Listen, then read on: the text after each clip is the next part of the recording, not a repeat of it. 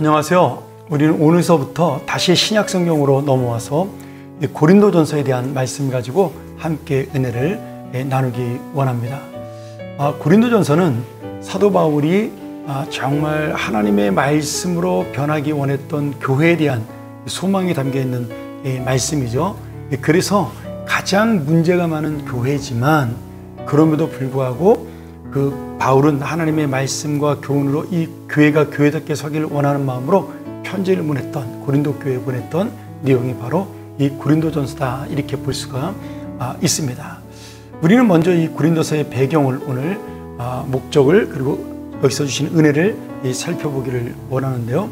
이 고린도는 그리스 남단에 위치한 전형적인 항구 도시로 약 인구가 20만에서 50만, 노예가 50만 명, 자유인이 20만, 거의 70만이 되는 커다란 무역 중심의 도시였습니다.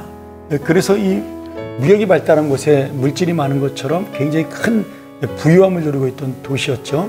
그런데 물질이 풍부한 만큼 이 도시는 역시 예술도 발달하고 문화도 발달하나 거기에는 함께 혼합된 탐욕주의와 쾌락주의도 있었습니다. 그래서 당시에 유명한 작가였던 아리스토파네스라는 철인은 자유분방하고 성적으로 방탕하게 사는 사람들을 코린티아 조마이, 다시 말하면 고린도 사람처럼 산다, 이렇게 표현했을 정도입니다. 그러니 당시의 고린도는 바울이 보아도 돈과 노예, 우상숭배, 그 다음에 방탕한 생활, 이런 것들이 혼합된 그런 도시라고 볼 수가 있는 것이죠. 이런 타락의 도시에 하나님의 교회가 사도 바울을 통해 세워지기 시작을 했습니다. 사도행전 18장 1절부터 3절을 보면 바울은 2차 전도 여행 중에 AD 한 50년에서 51년 정도 되죠. 고린도에 와서 18개월 동안 복음을 전하면서 교회를 세우게 됩니다. 비록 고린도시가 도덕적으로 타락하고 방탕한 곳이고 우상숭배가 만연했지만 무역의 중심지였고 그 다음에 교통의 중심지였기 때문에 선교 전략상으로는 여러 곳으로 갈 수 있는 굉장히 중요한 전략적 위치를 가지고 있었습니다. 그래서 사도 바울은 2차 전도 여행 때 드로아에서 시작하여 그리스의 수도인 아테네를 지나 이 고린도에 도착해서 복음을 전하게 된 것이죠. 이곳에서 복음을 전하고 또는 생활을 위해 장막 치는 일을 병행하면서 가는 곳마다 회당에서 하나님 말씀을 전하면서 여러 이 가정교회들을 세우게 됩니다. 바울은 이전에 아덴이라고 불리는 아테네에서 철학적인 논쟁을 통해 전도를 했지만 2명밖에 구원 얻지 못하는 처절한 실패를 경험하죠. 사도행전 17장에 이 말씀이 나오는데요. 소수의 사람만 예수를 믿는 그런 안타까운 마음을 가지고 바울은 고린도에 도착하게 됩니다. 그래서 이제 이 고린도전서는 철저하게 예수 그리스도의 십자가와 복음만을 전하는 말씀으로 되어 있는 것입니다. 그리고 이 십자가와 복음이 대성공을 거두어 바울은 이곳에 교회를 세우고 그의 동역자인 아굴라와 브리스길라 부부를 만나 함께 교회를 설립하고 세우는 그런 놀라운 역사가 일어나게 됩니다.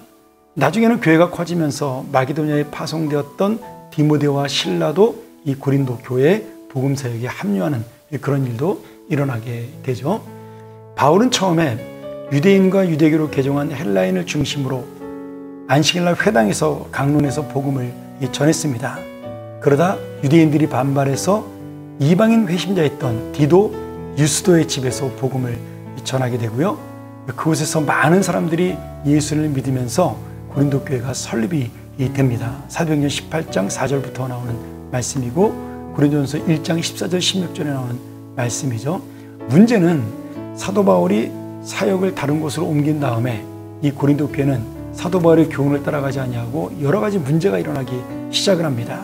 잘못된 믿음, 부도덕한 삶, 성도의 분열, 성범죄, 성도 간의 세상 재판, 성찬식의 무절제, 그 다음에 여자 성도들이 교회를 어지럽히는 등 정말 현대교회가 갖고 있는 많은 문제들을 이 고린도 교회 하나가 모든 걸 다 보여줄 정도로 혼란스러운 그런 교회가 되었습니다. 그래서 사도 바울은 총 3번의 편지를 고린도 교회에 보내는데요. 첫 번째 편지는 존재하지 않고 두 번째 편지와 세 번째 편지가 고린도전서와 후서로 우리에게 남겨져 있습니다. 고린도 교회의 문제는 마치 문제 종합 선물 세트처럼 이 교회에 나올 수 있는 모든 악한 문제들이 다 드러납니다. 그렇기 때문에 더욱더 고린도 교회를 우리가 함께 배워나가는 것이 중요하죠. 바울은 교회가 어떻게 하면 이 세상 속에서 올바른 그리스도인의 삶을 살 수 있는지, 또 진실한 교회가 될 수 있는지를 분명하게 말씀을 통해 우리에게 제시해주고 있기 때문입니다. 참 이상하게도 하나님 말씀이 전혀 임하지 않을 것 같은 이 죄악의 도시에 성령이 강하게 임했고, 그리고 교회가 세워집니다. 근데 그 문제가 많은 교회 또한 하나님의 역사도 많이 일어나게 되는 것이죠. 그래서 벵겔이라는 유명한 신학자는 바울이 고린도라는 지명에 하나님의 교회를 언급한 것은 기독교의 고결한 이상과 우상 숭배의 허탄함을 극명하게 대조하는 역설적인 표현이다, 이렇게 고백하고 있습니다. 그래서 이 고린도 교회 1장에 보면 그렇게 문제를 일으킨 교회임에도 불구하고 그들은 성도라고 분명하게 표현하고 있습니다. 성도는 무엇인가요?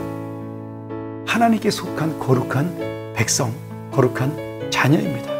죄를 지었지만 문제가 있지만 여전히 우리는 성도라는 거죠.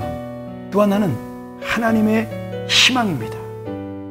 하나님의 자녀라는 소속감과 더불어 우리 성도가 바로 하나님의 희망이에요. 내가 죄를 짓고 하나님에게 실망을 주기도 하지만 하나님은 여전히 우리에게 소망과 희망을 갖고 계시고 있는 겁니다.